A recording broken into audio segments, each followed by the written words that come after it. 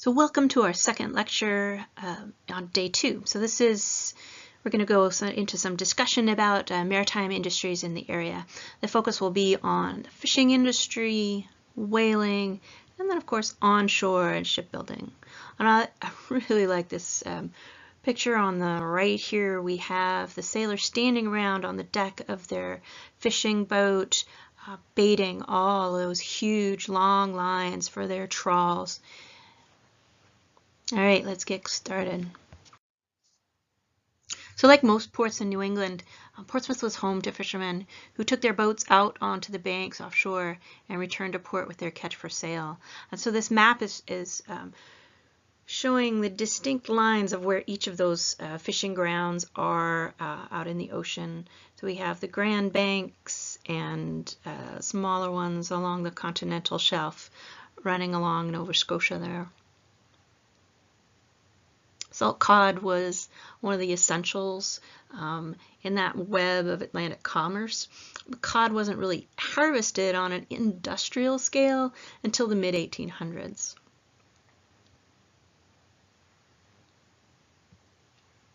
So just to give you some idea, further inshore, so these smaller pockets of fishing grounds that go between Penobscot Bay and Maine all the way down to Cape Ann.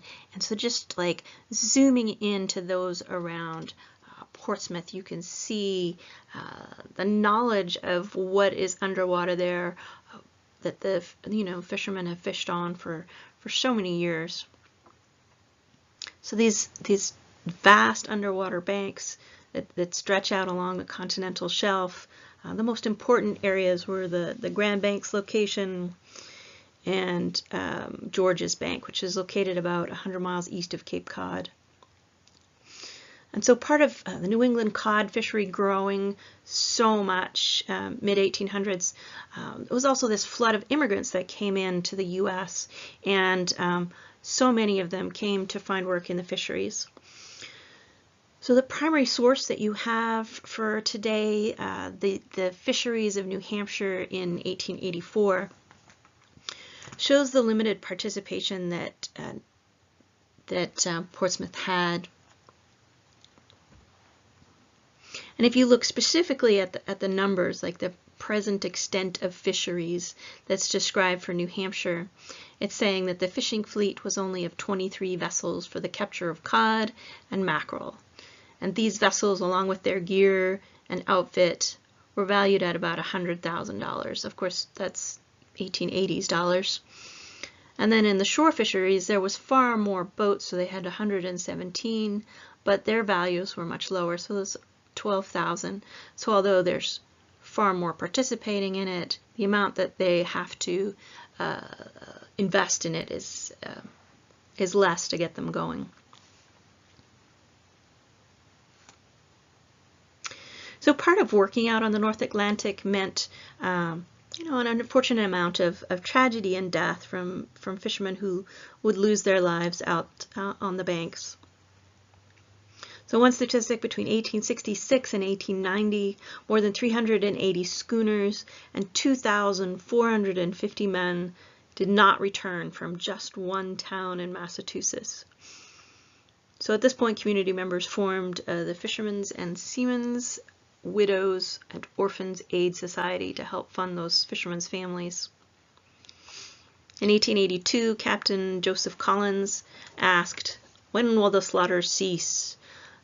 Too many fishermen perished at sea, and Collins, along with others, lobbied for new schooner designs. So the fishing boats, that sleek design with two masts that were long and thin. Unfortunately, the design themselves wasn't always so stable, so they wanted more stable hulls, better sail plans, and they wanted it to not have a bowsprit, the piece that sticks out far from the front of the boat. So the town of Essex in Massachusetts is very famous for their building their schooners. They had large holds for the fish, but they were also designed for huge amounts of speed. And you'll see in some of the videos, there's one of them racing, and part of that race was this concept of getting back to port with the catch. First on shore gets the best price for their fish. And so these calls for better boats eventually were heard, so they could carry more fish and better configurations of sail if they needed to. But the safety was always sacrificed for the speed to get the catch and get the catch in fast and get the most money for it. One of the big changes in to create a safer fishing schooner was removing that bowsprit, recreating that shape. And there's a very famous ship that still floats in Gloucester called the Adventure. This was called a knockabout design. It's just that lack of bowsprit. So let's talk about going out to the Grand Banks and what that entailed. So at first, fishermen would just use hand lines. They would stand along the rail of a schooner, and then each single line had a spreader with 2 hooks, and that's what they used to catch the cod. They had one fisherman who was using a gaff to bring the fish in to hook it in its gills. One was cutting out the cod's tongue. This is how they counted how many fish they caught. That was how they were paid. And then the third one was the fisherman who was actually tending the line. George's Banks fishermen used about 900 feet of line with these baited hooks, and they would haul in a pair of cod by hand every 30 minutes. So what you see in this small drawing was as the progress of how the fish could be caught is called trawl lining. So in the 1850s, fishermen started working from small boats called dories. So you can see the shape of that on the left.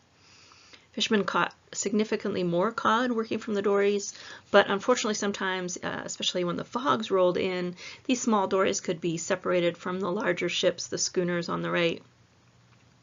There's one story of a man in Gloucester who rowed his dory all the way to Newfoundland. Unfortunately, his fingers froze and had to be amputated.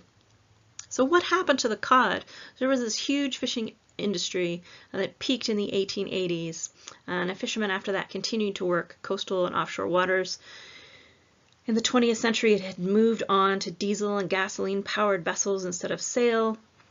Trawlers that pulled these huge nets to catch cod, haddock, flounder, and other fish. And then, of course, foreign trawlers, now that they could go such long distances, began to appear in the 1850s in huge factory ships that would park out at the fishing banks, pulling in massive amounts of fish. So in the 1970s, United States and Canada both banned foreign trawling on the fishing grounds. But still, in the 1990s, George's fishing bank was closed for bottom-dwelling species like cod. So any of that cod that you see at the supermarkets, it's unlikely that it was caught in the North Atlantic. So let's move on to talk about whaling in our next section.